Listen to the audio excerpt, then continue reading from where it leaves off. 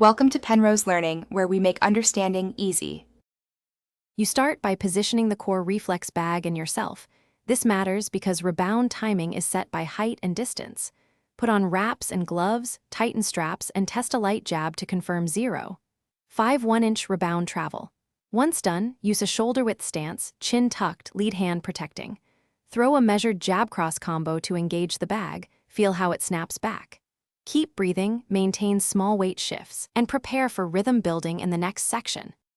You now focus on combining punches while reading the bag's rebound. This is where timing and footwork become essential. Begin with 3-5 punch sequences: jab, cross, hook, and vary force so you learn control versus pure power. Once the bag returns, step offline or pivot about 45 degrees to create angles. Make sure to reset guard instantly.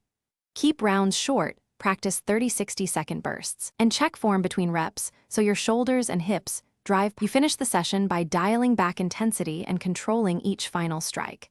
This preserves joints and reinforces technique.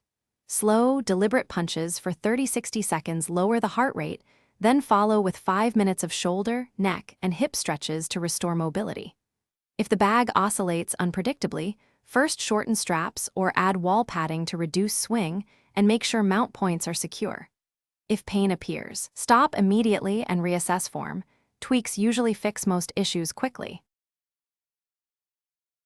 Thanks for watching. If this was helpful, leave a like and consider subscribing. See you next time.